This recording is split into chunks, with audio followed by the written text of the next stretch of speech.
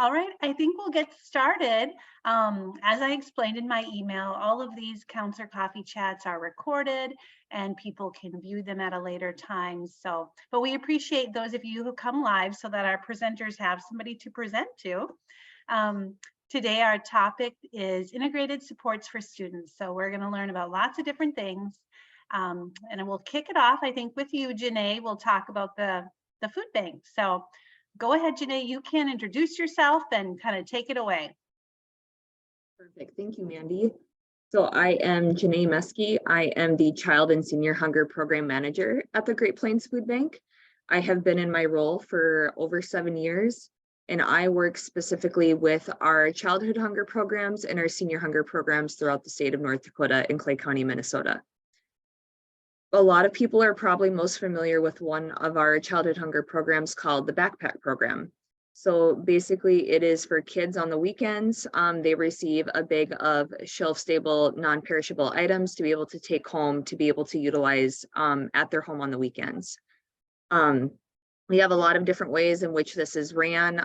It's a very popular program because it doesn't require a lot of legwork on the school's end. Everything can come prepackaged and ready to go. So it's just a matter of ordering and then having the product shipped to a specific location, picking up that product and then bringing it back to your school. Since we are based out of Fargo, North Dakota, we have a local program. So we actually sponsor the backpacks within Fargo, West Fargo, and Moorhead school districts. So those schools don't have to worry about finding a sponsor or somebody who's able to pay for the bags. The Great Plains Food Bank will do that for them. For our statewide programs, they have to have a 501c3 in order to operate. So it could be an existing food pantry, it can be a church, it has to be a 501c3 in which the check comes to us from. We have a lot of different programs, backpack programs throughout the state. In the Fargo Moorhead area specifically, we probably have 40 to 50 backpack programs, and statewide, we probably have about the same number. A lot of those are operated through, typically it's the counselors or like an admin assistant is the one that is gathering the information about the students and their families. They can use free and reduced numbers to determine which students they want to send the bags to, or they can use teacher referrals. So they can have teachers be looking for different things. You know, if a student is coming up and rushing the line for seconds, if they've heard that student's father lost his job, just being aware of what the student's needs are and if anything changes. Then they receive, like I said, shelf-stable food. So our pre-pack bags include a shelf-stable milk and a shelf-stable juice, a couple of entree items. Typically it's for one specific child, 2 breakfast items and 4 to 5 snacks. The ones in the Fargo Moorhead area look a little different. We found out that our Somalian population didn't really like food in cans, so we switched it up and now we offer like a macaroni and cheese and things that are in boxes versus doing the small cans, and that seems to work out pretty well for us. It's a very easy process to get started, minimal paperwork that is involved.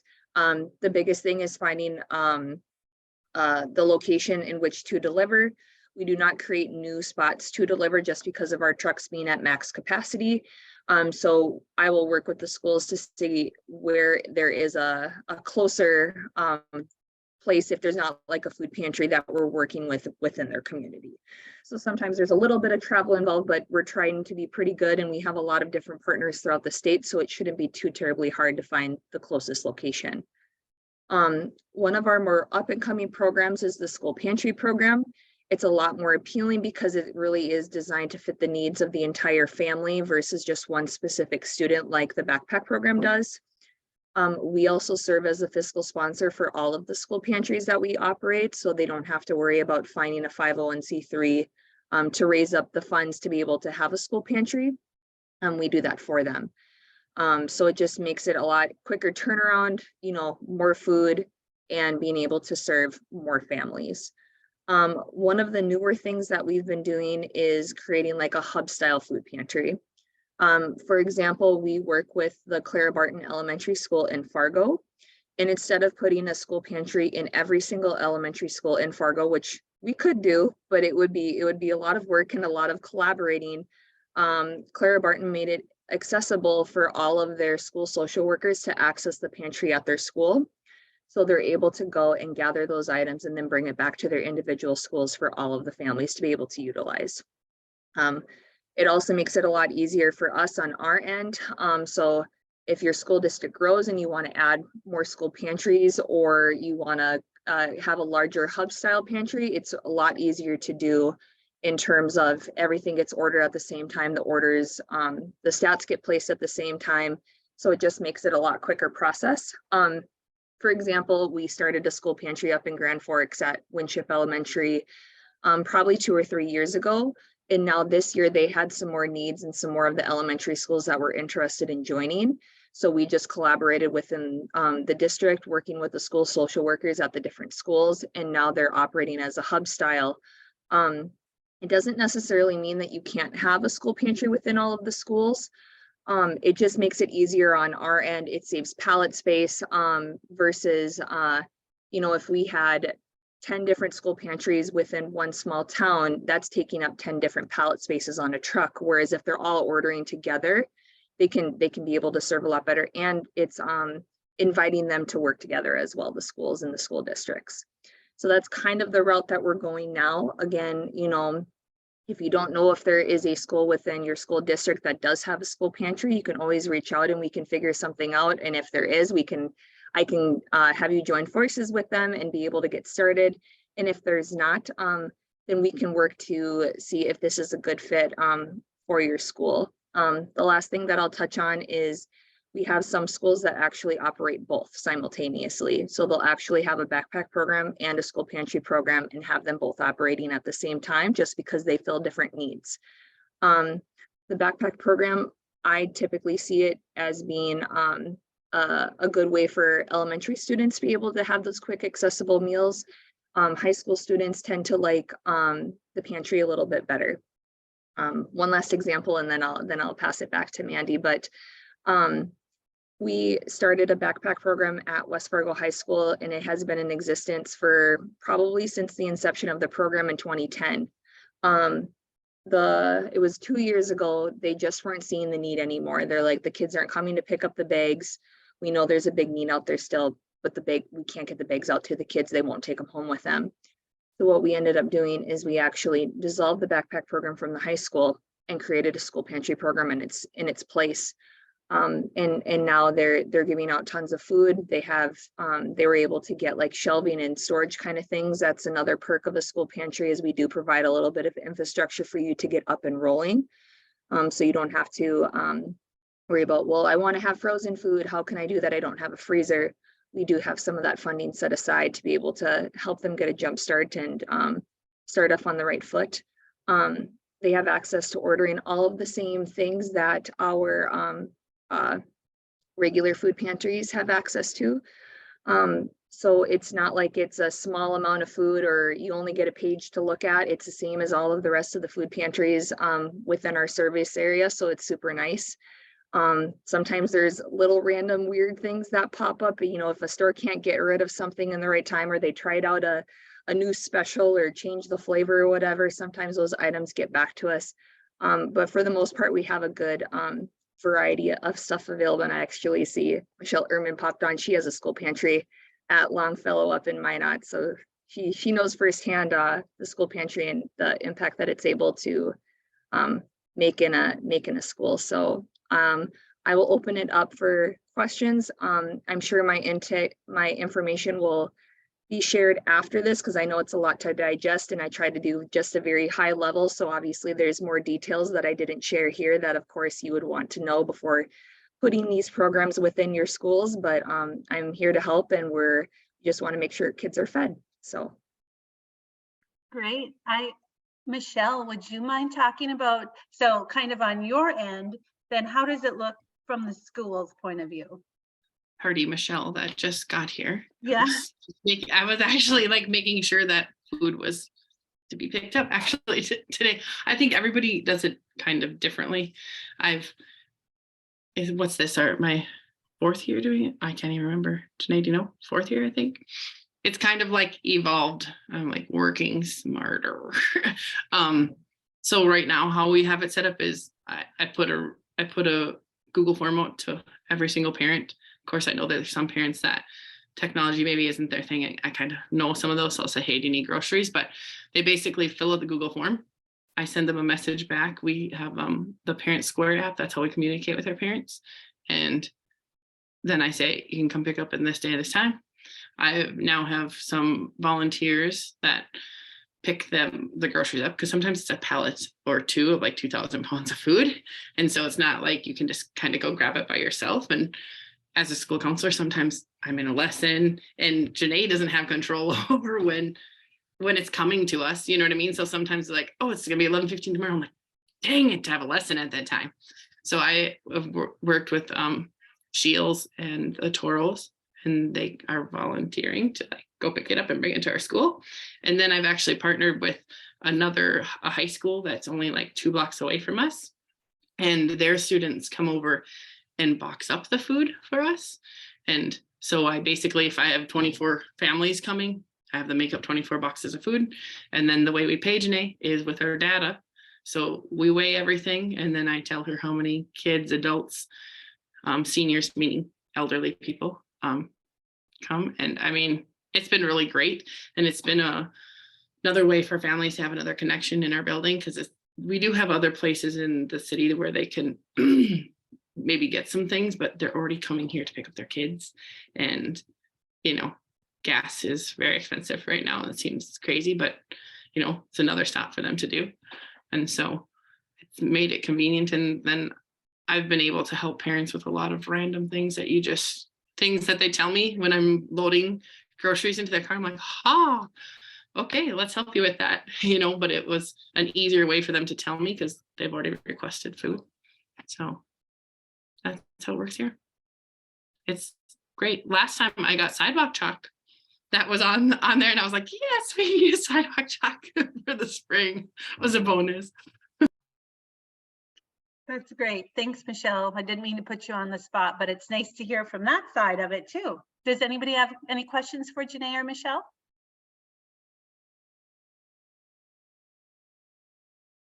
All right, well, Janae, thank you so much. That was very informative, very good.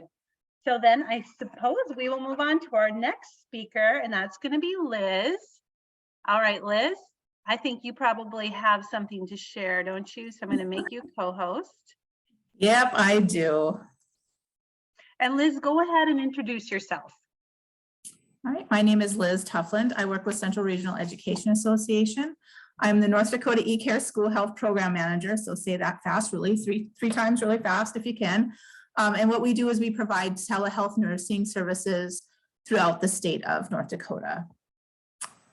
All right, so let me share my screen here. Okay. And are you guys seeing my screen now?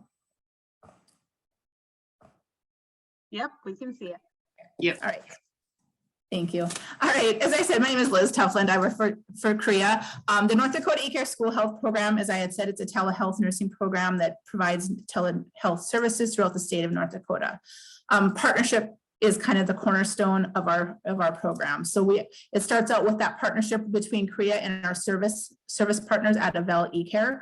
But in all actuality, for this to be a program that works in all schools, I like this picture because it has multiple pieces. And that partnership includes the schools. That partnership includes the relationship between the nurses and maybe the chronic care students. That partnership includes the nurses and the school staff that bring the students on camera. So that it truly is a partnership program to be a successful program in a school. Just a little bit about our service partner that provides the all-day nursing care. Is Avell eCare. They're based out of Sioux Falls, South Dakota. I was able to go tour their hub, what they call, in 2018, and it's a neat spot to go and watch. So as you can see this picture here, they offer multiple service lines in telehealth. They do pharmacy, emergency care, long-term care, correctional care, behavioral health, and nestled right in the middle of all of that is school nursing. So down in the right lower hand corner, you can see school nurse Sheila on a call there. So it's really a great service, and it's a partner that's been in telehealth work for over 25 years. So anybody on this call that's my age or older, just picture the old dial-up. You can hear it now in your ears, and they actually provided services back in those days. So they've really had time to perfect that craft of performing medical visits over the telehealth platform. So in North Dakota, there's a little bit misunderstanding of what school nurses are. They're not prominent throughout the state. We're growing, we're getting better. So what does a school nurse do? We really bridge that gap. So there's a huge gap in the medical world between the educational world. We have our own forms of talking, and what the school nurse does is really melds the two together and makes sure that that student is getting the care that they need in the school setting. We offer two different service lines. So for schools that may already have a school nurse, but maybe they're only there on a part-time basis, or maybe they're there half a day and then have to go to another school another half a day.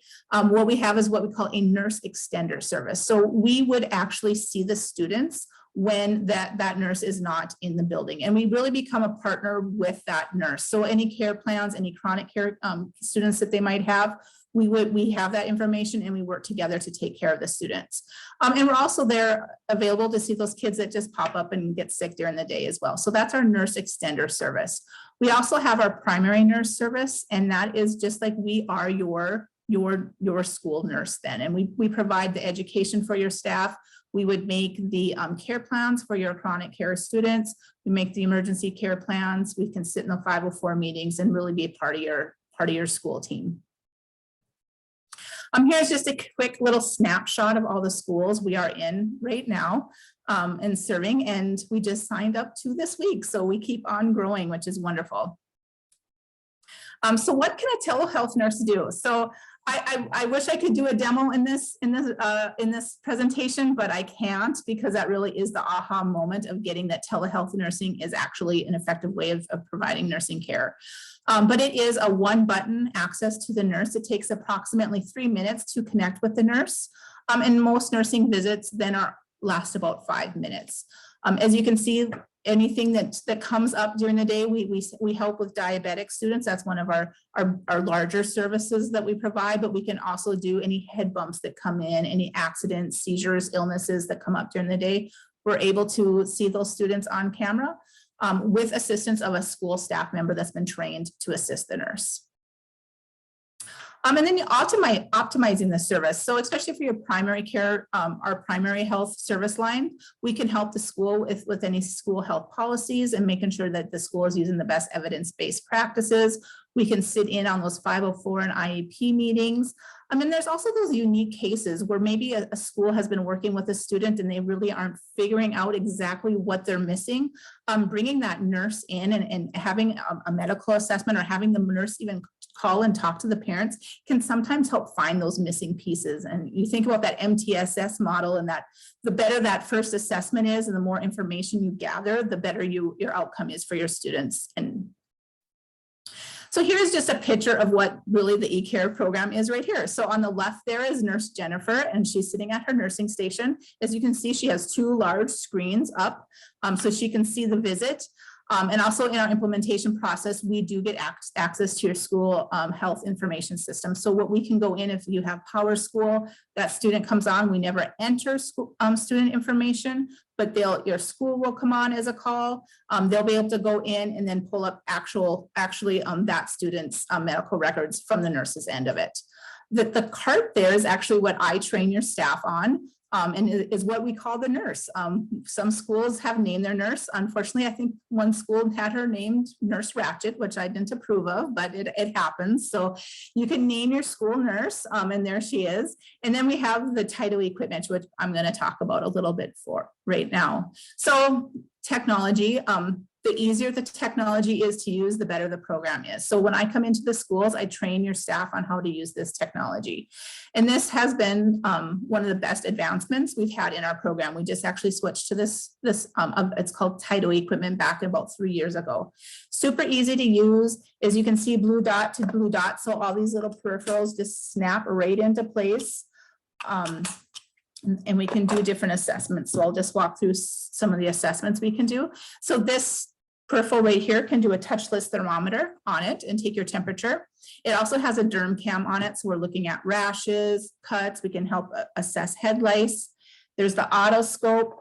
We can look right into the ears, a tongue depressor, so we can check throats, and a stethoscope, so we can listen to heart and lungs. So I'm just going to share a few slides here. And what you're viewing now is what the nurse's screen looks like in Sioux Falls, South Dakota. So as you can see, that little box there, that is Nurse Sheila there. And there's Courtney. She's playing the role of the student. So that's what it would look like to do the temperature there. Here's a picture of what the derm cam might be. So as you can see, the nurses can see all the way down to the follicles. And also the nurses are controlling. We're controlling this from our station in Sioux Falls, South Dakota. So really when I train your staff at the school, they're the hands for the nurses as they walk through the assessment. Here, as I like to say, Courtney has the most famous eardrums in North Dakota. So here is her eardrum. That white bright area is just a skin fleck that they see. So as you can see, the nurses, when they're sitting at their computer in Sioux Falls, I was a clinic nurse for 15 years. I used my otoscope and I looked right into ears and I saw something tiny this big. When the nurses in Sioux Falls are looking at an ear, they're looking at an ear on a screen that's nice and big. So they really are getting a nice picture and can report that back to the family when they're done, which I'll touch on in just a minute. And here's just a quick screenshot of the view of the throat as well. So like I say, really the aha moment is when you see it happen in person, but the slides are all I can provide for you right now after the visit. So this is where I think a lot of our school staff, especially our non-medical school staff, really appreciate the e-care program. So the nurses go on, we do our assessments. Then what we do is we will call the parents and let them know what we saw. Nurses cannot diagnose, but we can say, hey, you know what, I saw your student today. They said they weren't feeling well, but they didn't have a fever. Their ears looked fine. We sent them back to class. Or it might be, you know what, they had a small fever. We didn't see anything in their throat or their ears, but I think they need to go home today. Or it could be that we suggest that they go on to see the doctor, which really helps for us working parents when we're on our way to pick up our students on what are we going to do and what do we need to plan while we're going to pick up our students. After that plan is made with the parents, we will call the school, let the school know if the parents are coming, what time they'll be picking them up. And then we also will go in and do all the charting. So we'll go straight into their power school and do a little nurse visit right in the school, the power school. So we kind of take care of that background work and take that role off of the school staff as well. We also do have an extension program, which provides behavioral health services. So there is actually counseling that can be provided by a social worker. This is an extension program and it is available to all schools that access our e-care program. Cost is always an issue. I just would like everybody to know that at this point right now, we are actually working with a grant. We have 2 grants. So if you had a student with diabetes, we have a grant available for any schools with students with diabetes. And we also right now on CREA's end is working with a grant that will actually help offset the cost greatly for the next 2 years. So this is a good time to bring on this service as well. Any questions? I can sure take them. I know I had given Mandy our one pagers as well to pass out. So yes, all the resources that today's presenters have given me, I've put them on our counselor chat website so you can print them off. But does anyone have questions for Liz? All right, her contact information is on there. Can I just make a comment, Mandy? Because we have the e-nurse at our school. I can't tell you how much easier it makes the secretary's job, my job, whatnot. I mean, it's like saves so much. And then the fact that the nurse will call the parents, because sometimes you have those really difficult situations. You're like, oh man, who's going to call this person and tell them that they hurt their arm on the playground? And so it's been really great. And then the nurses work so well with us. You know, if we have a frequent flyer, we just have like a little picture that we put up behind the kiddo. Like if the nurse hasn't seen them, it says like frequent flyer and the kids don't notice even. And so it's just been a really great addition to our school because we do have a nurse sometimes, but we share her with like, I think 5 or 6 other buildings. And so it's like, well, of course, when the students are sick. She's not in the building. So if you're thinking about it, I would highly recommend it. It's worth it. Thank you, Michelle. Great. Thank you, Michelle. Anybody else have anything?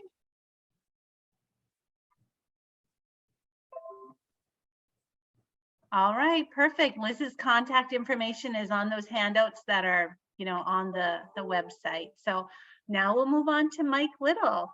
Mike is going to talk about the Vision Start program. And Mike, I'm going to make you co-host just in case you want to share anything, but. All right, sounds great. Thanks. Let me set that up really quick. Okay. All right. Okay. You able to see that? We are, yeah. Oh, actually, one sec. I'm going to do that one more time. Thanks for being patient. No problem. Okay, if I move it over, are you seeing my email or are you seeing my computer screen? We're seeing your computer screen, Vision Start. Oh, perfect. Okay, sounds great. Okay, great to be with all of you. My name is Mike Little. I serve as the executive director of the Optometric Foundation of North Dakota, and I'm also the executive director for the North Dakota Dental Foundation. And both are nonprofit 501c3 organizations in the state of North Dakota to benefit the individuals living in our state and help fill gaps in care for vision care and for dental care.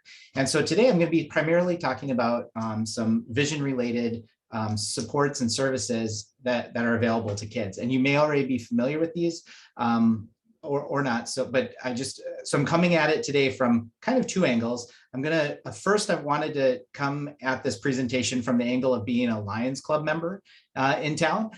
In Fargo, North Dakota. So I'm the president of the Fargo Gateway Lions Club. And then secondly, from the perspective of our Optometric Foundation. So first, when I think about the Lions Club, so the Lions Foundation of North Dakota has this program that's called Sight for Kids, and it's administered through volunteer Lions Club members throughout the state. And so what this program has done is it's actually purchased these Plus Optics mobile vision screeners. And so they're just little handheld devices that have smiley faces on them. And children are able to, when volunteers do the screening work, the children are able to look into the smiley face, and basically instantly the individual volunteers can tell whether or not that child will need to be flagged to actually go in for an appointment. And so right now through this program, there's a number of individuals that are available to connect with. If your school is not participating in this program, or if you don't have a local Lions Club who is currently doing this, it is available statewide, and these machines are available as well. And I would recommend looking into this. So since this started, through this program, there's been almost 130,000 kids screened for free in the school setting, and over 16,000 referrals. And so we believe that this is a great program that is doing the screening by and through volunteers in the school setting, and would love to promote it. And it's through the local Lions Clubs. So that's one of the programs, and that's the first one I'm going to share from the perspective of a Lions Club member in Fargo. The second program I'd like to share is this one called Vision Start. Just let me know if you can't hear it. Otherwise, I'm just going to assume you're able to hear this. And I'll show you a quick video to describe this program. Hi, my name is Dr. Ryan Sapo. I'm an optometrist at Lumen Vision here in Fargo, North Dakota. I'm really excited to share with you a program that we're a part of here at Lumen called Vision Start. It is a program that provides free eye exams for children between the ages of 4 and 7 years old. It's amazing. And one of the reasons that it's really important for children at that age to be checked in a regular eye exam is because of something called amblyopia. Amblyopia is the fancy eye doctor word for lazy eye. I just just saw a patient who is 6 years old, and he is like one of the coolest kids. He has trouble making both of his eyes work together as a team because there's a big difference in glasses prescription between the two eyes. One of the things as parents that we worry about is that if something happens to the good eye, is the other eye going to be able to function correctly? And that's one of the things that helps with like wearing glasses. The first step though is to make sure that kids get an eye exam so that we can evaluate the structure, are the eyes healthy, the clarity of vision, do we need glasses, and also the function, are both eyes working together well? We had no idea Ethan couldn't see clearly. We took him to a free community event for screening, and he was flagged there, and so we were able to follow up with that here. I'm glad Ethan's able to start kindergarten with glasses. Thank you, Vision Start, for helping kids age 4 to 7 help see for a brighter future. And so that's why I'm really proud to be a part of the Vision Start program. It's really easy for families to sign up. You just go to the website, visionstart.org, and you can schedule an eye exam after you receive the voucher. It's really awesome. I like my glasses because I can see better. All right, so the Vision Start program is available statewide, and we have about 25% of North Dakota eye doctors signed up to participate in this program, and most of our major cities are covered across the state. And we're always recruiting for more, but essentially the concept here is we want to prevent lazy eye, and we know that 80% of everything a child learns is related to vision. And so I'm going to walk you really quickly through the process. So if a parent goes to visionstart.org, they come to this website and they just click on this button that says parents click here. So they would click on this button and it would take them to sign up. And as they sign up, they could select a different language. So there's multiple languages available on the orange bar in the bottom right. The parent would just click apply, and they basically only have to answer 2 questions. So is the child age 4 to 7? Yes. And then we have the income chart here that's based on the federal poverty guideline, but is clearly above it. And we just say, is your family income at or below this level? And they just say yes. And so then they click next and they find out right away, congratulations, based on your answers, you're eligible. So the parent would fill out some basic information about them and the child that they're applying for. And then once they submit that information, they could select from all of these providers by city. And so we have all of these providers built in. And for example, Ryan Sapo, who's the doctor with Lumen Vision that we just saw. So if they want him, they could click on his name. His contact information is shown with the address and phone number. We're asking parents to reach out to schedule their appointment. And so then when they click the submit button, they agree that, that their information will be shared with our foundation, with themselves, and with this vision provider. And then they can go in and get and receive a free comprehensive eye exam for their 4 to 7-year-old. And so it's that easy. That's how they find out about it. They just go in and they don't have to pay any copays. They don't have to show proof of insurance or anything else. We're just trying to cast a very wide net for kids that are in this age range of 4 to 7.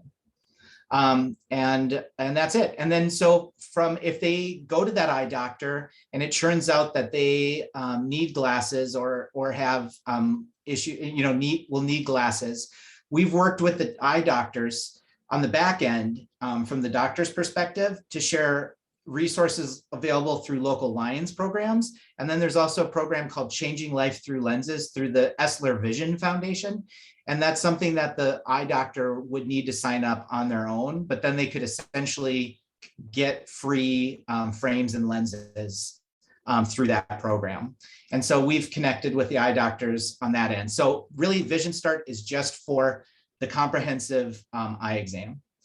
So that wraps up 2 of the programs that I would recommend looking into, one for the vision screening, one for vision eye exams. And regardless of if a child fails in eye, or not fails, but if a child is flagged in a screening or not, it's still recommended that they are able to go in and see an actual eye doctor, because there are a number of things that are caught in a office visit setting that might be potentially missed in a screening.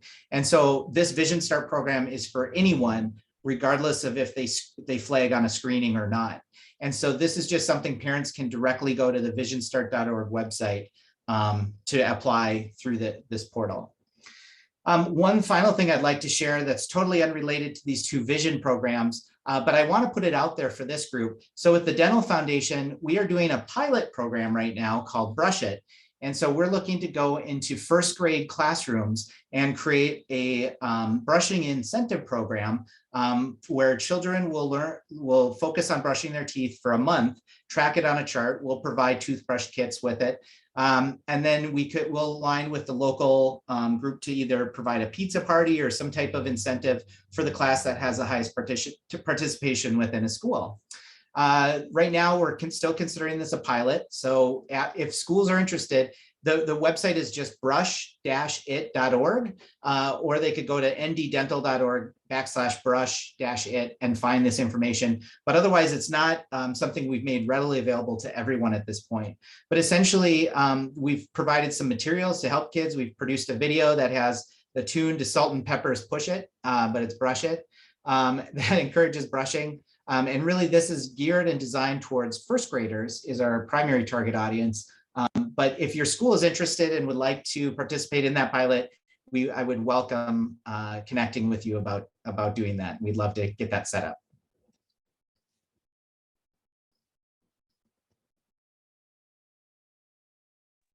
All right, does anyone have questions for Mike?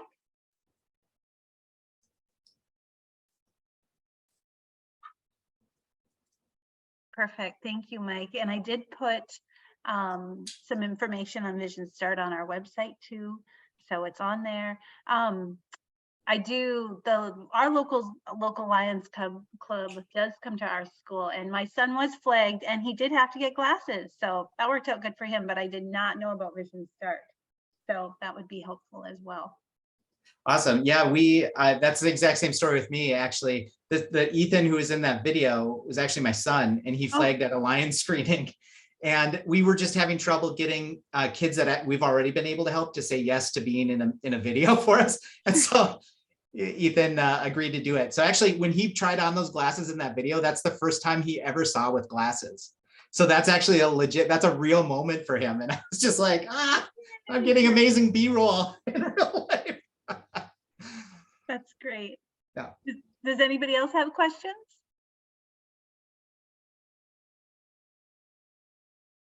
Perfect. These are great resources. Thank you so much, Mike. All right, Tony, I see you're on. Yes, I am. And I do have a PowerPoint that I will share. Okay. All right, Tony, thank you so much. I'll let you take it away and introduce yourself. All right, let me make sure I can get this going here. I see it. Okay, I think it's working. It is. I am definitely not the most tech savvy person out there, so my apologies. Thanks for having me, everybody. My name is Tony Ruby, and I am the Oral Health Prevention Coordinator with the Oral Health Program at the Department of Health and Human Services. I actually work really closely with Mike here, as he mentioned that he is the Executive Director of the Dental Foundation. So actually, thanks to Mike and his team, we're able to incorporate some of their portable dental equipment to make our program possible. So kind of fun that we both lined up speaking at the same day right after each other. So we have a program in the state called SEAL-ND. It's a school-based sealant program that provides preventive oral health services to kids at school. The Department of Health and Human Services employs dental hygienists that go to the schools and provide oral health education and screenings. And then they also do fluoride varnish applications and dental sealants if recommended. And then if children have further care that they need to see a dentist, we'll make that referral to a dentist. We do have partners around the state that go out and do this program as well. Since there's only 2 hygienists employed with us, it would be pretty hard to get to the amount of schools that we have. So we've been able to partner with different providers around the state that I'll get to after a little bit here, but they go in and they do mostly the same services that our hygienists do. But since they're doing it kind of as an extension of their own practice, things may be slightly different. So schools are really important, and they're a great place for any kind of program, and especially for oral health. So we have a captive audience at the school. Any sealant programs are highly effective ways to deliver services to kids who might not otherwise receive that care, since we're coming directly to them. There's no busing out or anything like that. Like I said, we bring portable equipment to the school and do all services right on site. We know that oral health is tied to student success, and that poor oral health can cause pain and infections that might lead to problems with eating, speaking, playing, and learning. And children who have poor oral health, they often miss more school and receive lower grades than children who don't.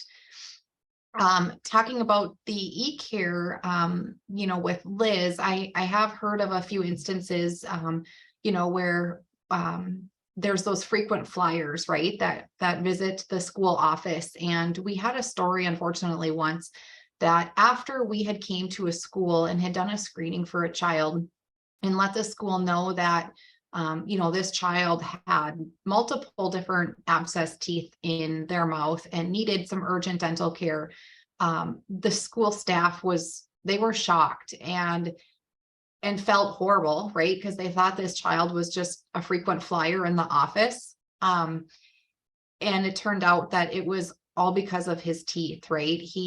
He was feeling sick all the time at school because he had infections in his mouth. He wouldn't eat, so he wasn't having proper nutrition. He couldn't focus in the classroom.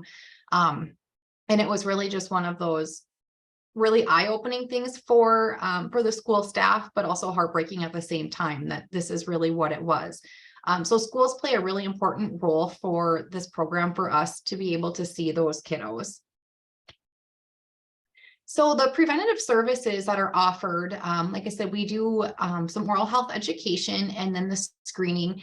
And we also do the dental sealants and fluoride varnish. They're both very easy procedures for kids. They don't cause any pain. There's no, shots or numbing. We're not doing fillings or extractions or anything like that. These are just your basic preventative services. Dental sealants are painted on the kids' back molar teeth. It kind of fills in the grooves of the teeth to make them not so deep. That helps to not get food stuck in them so easily, helps keep them clean, which essentially helps to keep them cavity free. Fluoride varnish is also applied, and that's just a protective coating that's painted on the surface of all of the teeth that can help prevent cavities or even slow cavities that have already started. Varnish is really quick and easy as well, takes less than a minute to put on. So these are some services that we offer. And like I said, some of the other providers do a few additional services. They might do some cleanings or x-rays as they might bring a dentist with them on site. But these are the basic preventative services that are offered. So we target schools that have a higher percentage of students on the free and reduced fee lunch program. That usually equates to the students that are maybe uninsured or underinsured, that don't have that access to care. We are federally funded by grants. We're funded through the CDC and the HRSA. And we have federal grant guidelines that we have to meet in order to provide these services. And that is one thing with the grants, is to see schools that have that higher percentage of kids on the free and reduced fee lunch. And that percentage is at 45% or greater. We do have schools that are seen that fall below that threshold. And again, those are usually served by our partners that we have around the state. That changes frequently. As you guys know, the free and reduced fee percentage changes every year. Of course, we've had some ups and downs with that in the COVID world when everybody was on free lunch for a couple of years and not necessarily filling out those forms. But again, just one more program that's offered to schools that meet, that higher percentage. I know everybody tries to get parents to fill those out, no matter what, because there's so many services that are based off of that. We are looking into being able to possibly provide services with the Department of Health and Human Services hygienist for schools that fall below that 45% using a different source for funding. Not something we're doing quite yet, but maybe next school year we'll be able to look at that, as we do receive a lot of requests from schools that are requesting this program. And unfortunately, we just can't come or don't have the capacity with the private dental providers that partner with us for them to expand. So that's here on this slide. You'll see where it says the non-qualifying schools, and that just means schools that, you know, are below that 45% free and reduced fee lunch. We do not collect all of the same data on those schools as we do the qualifying schools, just because of the federal requirements again, and the cumbersomeness of asking providers to collect more data than what they need. So this is kind of a happy medium that we're able to get some, so we can still try to show a reach for these programs. You can see at the bottom graph here, COVID really took a dive on some of our numbers here. As you can see, in 2019 and 2020 school year, there were 28 non-qualifying schools that were served. And then that dropped to 9 the year of COVID. And then we were back up to 14 in this category last year. But still, you know, only half of the amount of students seen as prior to COVID. With everything, COVID kind of put a damper on a lot of our programs that we do, you know, in around the schools or Head Starts, preschool facilities, because of that hesitancy to let people come in. You know, you have outside people, and then it's kind of considered a clinical service. And so there's just been a lot of hesitancy around letting people, you know, come back in. And we just try to keep showing the importance of these programs, that it really outweighs what risks are there. So hoping that we can keep getting, you know, back up into those pre-COVID numbers eventually. But you can see the amount of children that were seen out of those 14 schools. 974 applications of fluoride varnish. That number is higher than the children that are screened, because the kids are seen twice a year, once in the fall and then once again in the spring. So that same child would likely have had 2 applications of fluoride varnish in that school year. And then 154 kids were referred for follow-up dental care. And again, these are those schools that are below that 45%.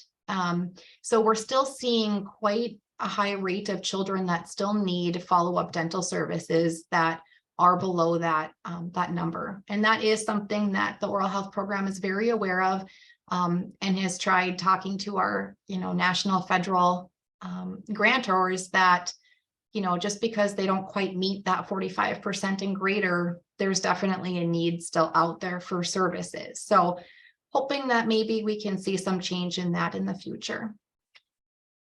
The qualifying schools for the last year, we were at 36 schools. That is a combination of any qualifying school that is either seen by a private provider, a federally qualified health center, or we do also partner with Spirit Lake Health Center. Not quite the same as an IHS, but they are on the reservation. And you can see that most students that we see do receive fluoride varnish. We only do those services that are consented for. So sometimes people only consent to do a screening, or sometimes it's all services, or you know, maybe just a combination, maybe just a screening and sealants. But we have a really high percentage of students receiving fluoride varnish, which is great. And we do have 79% of students already having some sort of previous dental visit. And that could be just a dental visit from us coming in years before. So the sealant program has been going for about 10 years. So we don't really have a way to decipher or you know, extract that, whether it's been a previous dental visit at a facility or if it's maybe just been us coming in. But nonetheless, we do have 79% of those kids having a previous dental visit, but we have a very high rate of students needing follow-up care, 47%. I think that is very, very high, and we have seen that increase significantly after COVID. When COVID came, dental practices were forced to shut their doors for a while. When they came back, they were backlogged with patients. Patients were still hesitant and scared to go to the practice. And so we do feel like that is partially to blame for this increase in dental care after COVID. But 47% is a lot. You can see on the side there in the graph too, just like our non-qualifying schools, the major difference there in schools from COVID. So we went from 52 qualifying schools down to 21. So we were able to still see some schools when they went back in the fall there of 2020.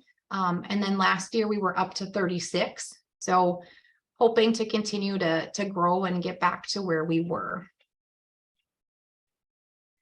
Here's just another graph looking at that percentage of students needing treatment. And here you can see it a little bit better, how I mentioned that we really saw a significant increase from 2020 to 2021, from 15% to 35% for needing early dental care, and from urgent going from 4% to 12%. And urgent dental care would be if somebody has a pain infection or an abscess that's bothering them. We would call that as urgent dental care. So very concerning for us that these numbers are so high. And here are the current partners that we have around the state.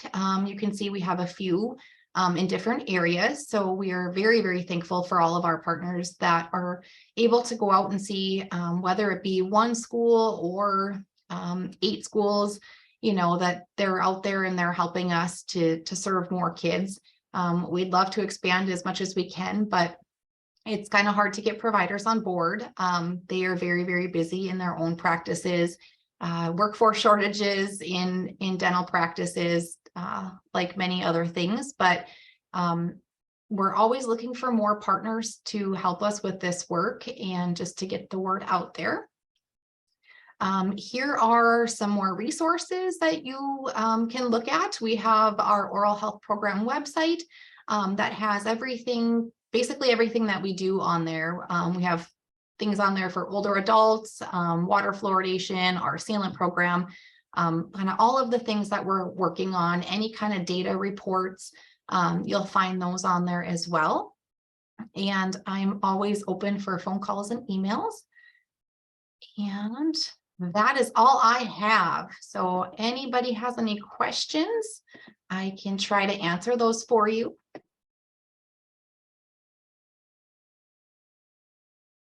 Does anybody have any comments or questions? Michelle, have you used this program? I have not. I have not this one. Yeah, and it's really a program that is geared towards elementary schools. Again, that kind of trickles down from, you know, from the national or federal grantors, because that is, you know, the age group that's targeted to make the most difference. In North Dakota, we try to explain that we are very different than most states, right? So it's very different than people in Chicago who are doing this program. And so we try to do kind of as much as we can, being flexible with the rules per se. And so we do see high school students, but we don't go to like a school if it's a set high school, right? So Fargo High School, Grand Forks High School, when they're clearly high schools, we can't. But when we have our small rural schools that have, you know, 35 students in kindergarten through 12th grade, the program is offered to every student in this school. So you will see that there is some, you know, older kids that are seen. Those rates are, you know, a lot lower. The older they get, typically the less participation rate we have. But there are still some kids that we do see above that kind of grade school age. So I do have a question for you, Tony. I think our school is at like 41% free and reduced. Where are you at, Michelle? Like I'm Longfellow and Minot Public. Minot. Okay. Yeah. I think we used to go to Longfellow in years past. So there's also the Ronald McDonald Care Mobile in the Mhm. western half of the state. You know, they use kind of like Bismarck as their point. So Bismarck, north and south, is kind of their jurisdiction. And they used to have a sealant program as well. But COVID, they weren't able to continue with that at the time. And so their priority right now is still just their community outreach. But we were trying to take on any school that was not going to be served by the CareMobile or by us anymore, so that they were at least getting some service. And I feel like Longfellow is one of them that we've either them or us have been at in the past, Yeah. which is a little confusing when we talk about two Right. different programs, but Yeah. so This is sorry. my 5th year here, and I don't know that anybody has come here when I've been here, but I know that the Ronald McDonald Mobile has been in town because we had some severe situations where it's like, wait, they're here. Can our kids go there too? So we have like made it work out, but Well, and it's definitely something we can look at, you know, Michelle, like I said, those numbers are always changing. And, you know, like I said, we're hoping to be able to use some, a different funding source to be able to see some of those schools that aren't meeting, you know, that quite threshold, because we know that there's still a need there. So hopefully next year, we have also been plagued with workforce shortage, as well. So like I said, we only have 2 hygienists right now, and we've been trying to hire for a 3rd one, and haven't gotten any applications yet since August. So it's a tough position to hire for.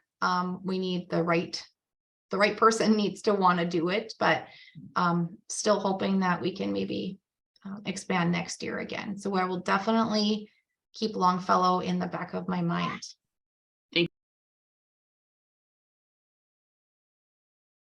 Great, thank you. Does anybody else have any questions or comments?